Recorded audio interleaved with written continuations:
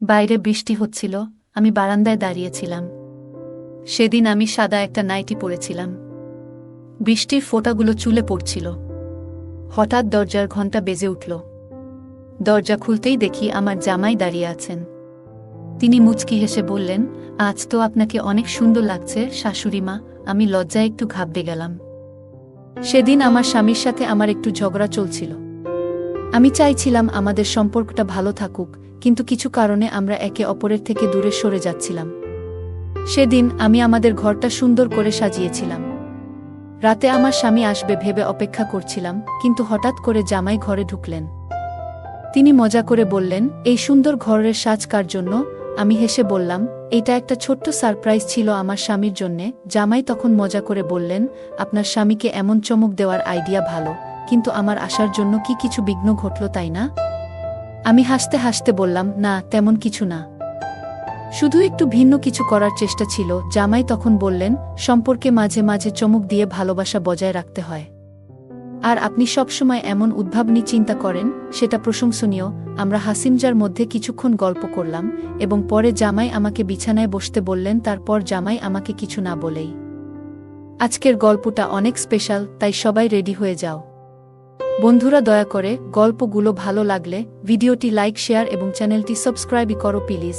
আমার বয়স 30 হলেও আমি আমার শরীরের অনেক যত্ন নিতাম, তাই এখনও আমাকে কম বয়সী মনে হয়।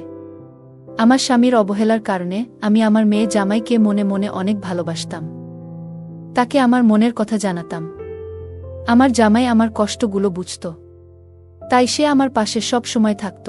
আমি আমার মেয়ের জামাইয়ের সাথে কিছু কথা বলছিলাম, এমন সময় হঠাৎ আমার স্বামী রাহুল বাড়িতে চলে এলো।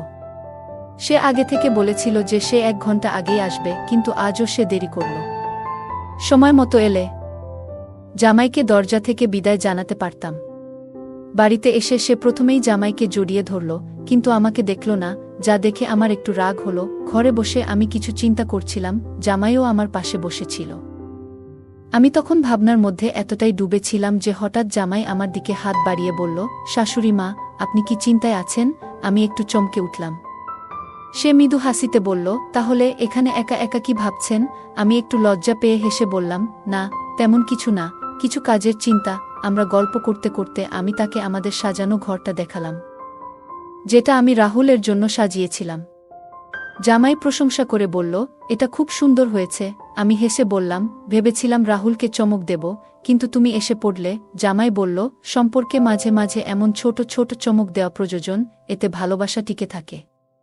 এরপর আমরা কিছুক্ষণ গল্প করলাম এবং সে আমাকে বলল, কোনো সমস্যা হলে আপনি আমাকে বলবেন, আমি আছি আপনার পাশে। তার কথায় আমার মন একটু হালকা হলো আর আমি স্বাভাবিক অনুভব করতে শুরু করলাম। কারণ আমাকে আমার স্বামী ভালোবাসে না, সব সময় আমার কাছ থেকে দূরে থাকে আর আমার সাথে অনেক ঝগড়া করে। তাই আমি মনে মনে ভাবছিলাম আমার জামাইকে আমার কাছেই রাখব, তাকে আমার মনের সুখ দুঃখের কথা জানাবো। পরের দিন রাহুল যথারীতি তার কাজের জন্য বেরিয়ে গেল। জামাই তখনও বাড়িতে ছিল। সে জানালো যে 10টায় তার অফিসে যেতে হবে। জামাই অনেক ফিট এবং সুদর্শন, এবং তার ব্যক্তিত্ব দেখেই বোঝা যায় সে দায়িত্বশীল। সে নাস্তা করে নিজের কাজে লেগে গেল। আমি তার কাজের প্রতি যত্ন দেখে মনে মনে খুশি হলাম। জামাই যাওয়ার আগে আমাকে বলল, আপনারা যদি চান আজ সন্ধ্যায় ক্যান্ডল লাইট ডিনার করতে পারেন। গতকাল আমি সময় এসে আপনাদের পরিকল্পনায় ব্যাঘাত ঘটিয়েছিলাম। আজ আমি দেরিতে ফিরব, আপনারা নিজেদের মতো সময় কাটাতে পারেন।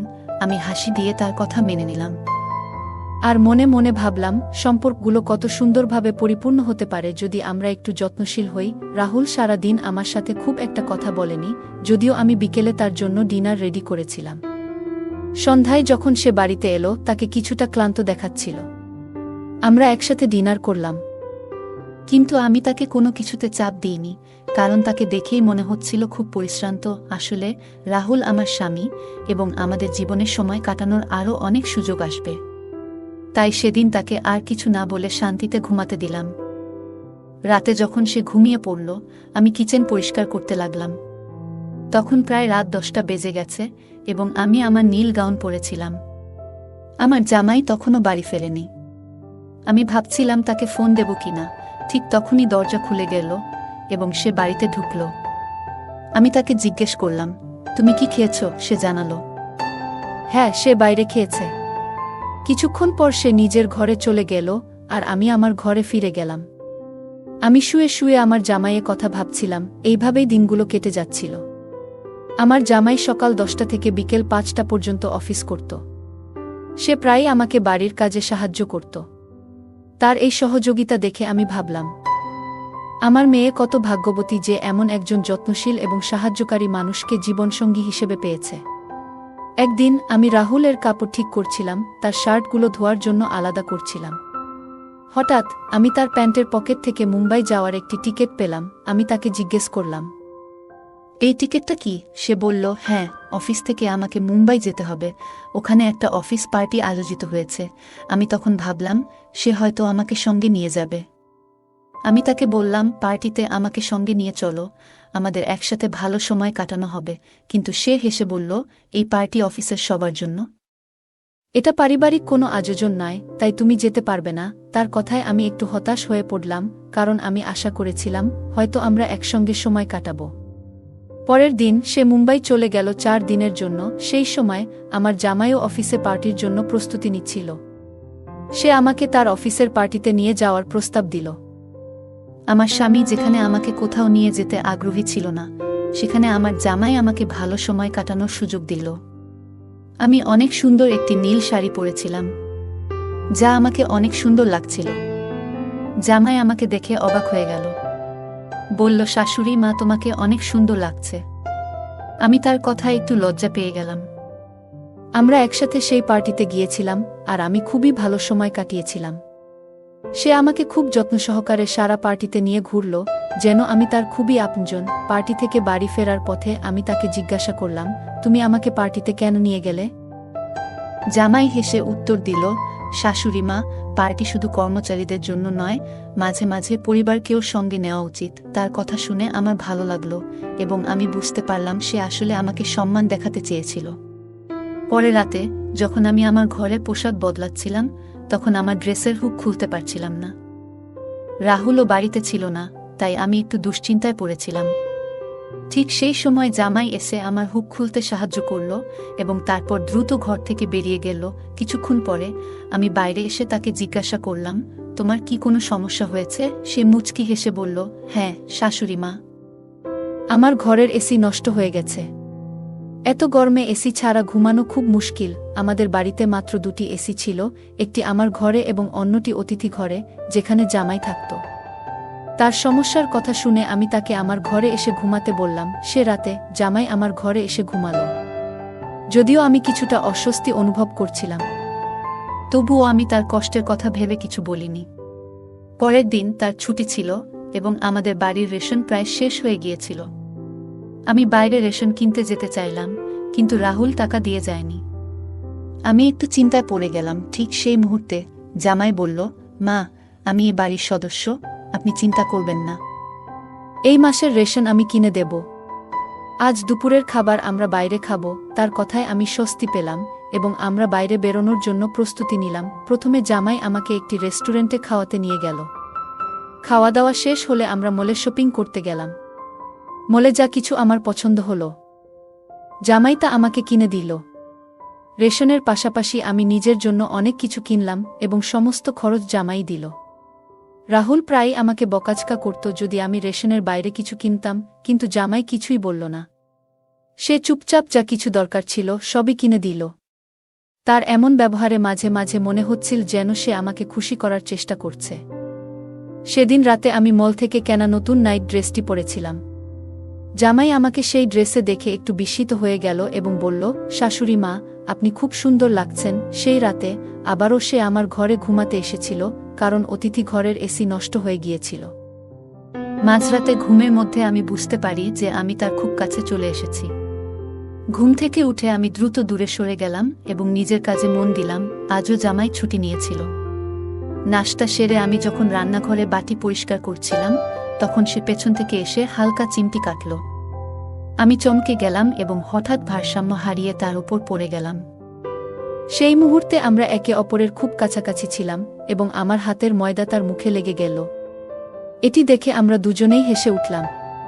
সে মুচকি হেসে বলল, আপনার পেটে একটা পিঁপড়া ছিল, সেটাই সরানোর চেষ্টা করছিলাম। আমরা কিছুক্ষণ হেসে নিলাম, তারপর আবার নিজের কাজে ফিরে গেলাম। কিন্তু তার দয়া ও যত্ন আমার মনের মধ্যে রয়ে গেল। সেদিন থেকে আমি ভাবতে শুরু করলাম, যদিও আমার স্বামী আমাকে প্রায় উপেক্ষা করত, জামাই কিন্তু সবসময় আমার খেয়াল রাখত। তার বয়স আমার স্বামীর চেয়ে একটু কম হলেও সে অনেক বেশি যত্নবান এবং স্মার্ট ছিল। সে আমাকে একদিন বলেছিল, কোনো নারীর কিভাবে যত্ন নিতে হয় তা আমি ভালোই জানি। রাতে রাহুল বাড়ি ফিরে আসে এবং আমি নতুন নাইট ড্রেস পরেছিলাম। রাহুল অবাক হয়ে আমাকে জিজ্ঞাসা করল, এই ড্রেস কোথা থেকে এলো? আমি তাকে বললাম, আমি কিছু টাকা জমিয়েছিলাম, তাই নিজের জন্য এই ড্রেস কিনেছি। সে সন্দেহের চোখে আমাকে দেখল, কিন্তু আমি তার সন্দেহের কোনো গুরুত্ব দিলাম না। যিনি নিজের স্ত্রীর যত্ন নেন না, তার দৃষ্টিভঙ্গি নিয়ে ভাবার প্রয়োজনও নেই। আমার মনে হচ্ছিল, আমার যত্ন করার মানুষ হয়তো দায়িত্ব নিয়ে নেই, কিন্তু জামাই আমাকে সবসময় সম্মান দিয়ে দেখেছে। তার আচরণে বুঝতে পেরেছি সে আমাকে সঠিকভাবে দেখভাল করতে পারে। আমি তখন বুঝে গিয়েছিলাম, এই সম্পর্কের যত্ন করতে হবে যাতে এর সৌন্দর্য বজায় থাকে। সেই দিন থেকে আমি একটু রাহুলের কাছ থেকে দূরত্ব রাখার চেষ্টা করছিলাম। পরের দিন রাহুল এবং জামাই দুজনেই নিজেদের সময় মতো অফিসে চলে গেল। আমি কিচেনে কাজ করতে করতে ভাবছিলাম, আমি কি ভুল করছি? জামাইদের প্রতি আমার আকর্ষণ কি আমার স্বামী রাহুলের প্রতি অন্যায়? এই ভাবনার সঙ্গে আমি একটি পরীক্ষা নেওয়ার সিদ্ধান্ত নিলাম। আমি রাহুল এবং জামাইকে একটি মেসেজ পাঠালাম, আমার শরীর খুব খারাপ লাগছে। দরজা খোলা আছে, আমি আমার ঘরে বিশ্রাম নিচ্ছি। মেসেজ পাঠানোর কিছুক্ষণ পর জামাই দ্রুত বাড়ি চলে এলো। ঘরে ঢুকেই সে আমার ঘরে এসে আমার অবস্থা দেখতে লাগল।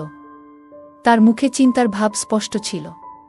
আমি তখন হেসে উঠলাম। জামাই কিছুটা অবাক হয়ে বলল, এটা মজা করার সময় নয়।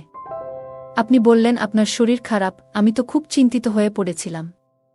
আসলে কি হয়েছে? আমি তখন তার হাত ধরলাম এবং বললাম, আমার কিছু হয়নি, আমি একদম ঠিক আছি। আমি শুধু পরীক্ষা করতে চেয়েছিলাম কে বেশি আমার যত্ন নেয়। তুমি আজ এই পরীক্ষায় পাশ করলে। জামাই আমার কথা বুঝে হালকা হেসে ফেলল।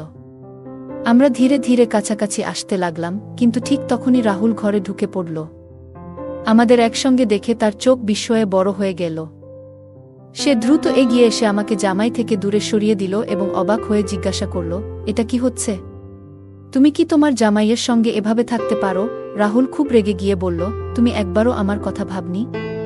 তোমার কি একটুও খেয়াল হয়নি যে তুমি কি করছা? আমি শান্তভাবে উত্তর দিলাম, না রাহুল। যখন তুমি তানিয়ার সঙ্গে থাকো তখন কি তোমার মনে একবারও আমার কথা আসে? আজ আমি জানতাম তুমি আমার কোনো খবর নেবে না, তাই ইচ্ছে করে তোমাকে দম্পতির মতো তোলা আমার আর জামাইয়ের একটা সেলফি পাঠিয়েছিলাম। মেসেজেও ইচ্ছে করে লিখেছিলাম, আমি তার সঙ্গে ভালো সম্পর্ক তৈরি করছি। রাহুল অবাক হয়ে বলল, তানিয়া, তুমি কি এসব বকছো কেন? তখন আমি তার মিথ্যার সব প্রমাণ তুলে ধরলাম। ওর এবং তানিয়ার ছবিগুলো দেখালাম। আমি তার সম্পর্কের সবকিছু আগে থেকেই জানতাম, কিন্তু এতদিন নিজের দাম্পত্য জীবনের জন্য চুপ ছিলাম। আমি ধৈর্য ধরে বললাম, অফিসের মিটিংয়ের নামে তুমি বাইরে গিয়ে তানিয়ার সঙ্গে সময় কাটাও, তার জন্য অনেক খরচ করো। অথচ আমি যখন ছোট্ট কিছু চাই তখনই তোমার মুখে শুধু খরচের কথা শোনা যায়। আমার সব অভিযোগ শুনে রাহুল হতবাক হয়ে গিয়েছিল। আমি আরও বললাম, আমি এতদিন চুপ থেকেছি, ভাবছিলাম হয়তো আমারই কোথাও ভুল ছিল। কিন্তু তোমার আসল রূপটা জামাই আমাকে দেখিয়েছে যখন আমি ভেঙে পড়ছিলাম। সেই সময় জামাই আমাকে সাহস জুগিয়েছে। রাহুল কিছু বলার চেষ্টা করছিল, কিন্তু আমি বললাম, তুমি যে সন্দেহ নিয়ে আমাদের দেখছ তা দূর করে একবার নিজের দিকে তাকাও। তুমি যা করেছ তারপরেও তোমার কি মনে হয় তুমি সঠিক?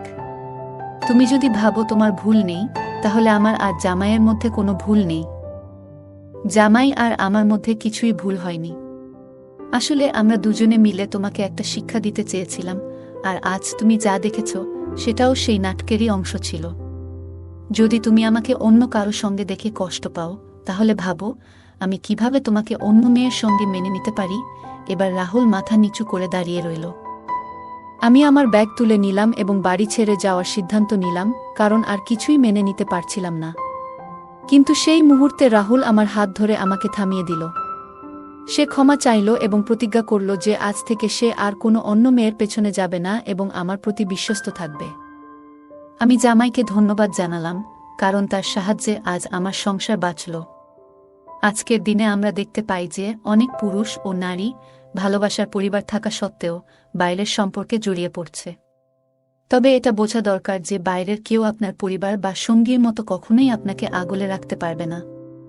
বাইরের মানুষ কেবল নিজের প্রয়োজন মেটাতে আসবে। বিয়ের বাইরের সম্পর্কের কারণে আজকাল বিবাহবিচ্ছেদের সংখ্যা ক্রমশ বাড়ছে। এমন পরিস্থিতিতে বাড়ি ছেড়ে চলে যাওয়া কখনোই সমাধান নয়। এর বদলে পরিস্থিতির মুখোমুখি হওয়া উচিত। একজন স্ত্রী সেই ব্যক্তি হতে পারেন যিনি তার স্বামীকে ভুল পথ থেকে সঠিক পথে ফিরিয়ে আনতে পারেন। এটা প্রতিটি স্ত্রীর বোঝা উচিত। গল্পটা কেমন লাগলো জানাতে ভুলবে না। আরও মজার মজার রোমান্টিক গল্প শুনতে চাইলে ভিডিওটি লাইক, শেয়ার এবং চ্যানেলটি সাবস্ক্রাইব করতে এবং বেল আইকনটি ক্লিক করতে ভুলবে না। ধন্যবাদ।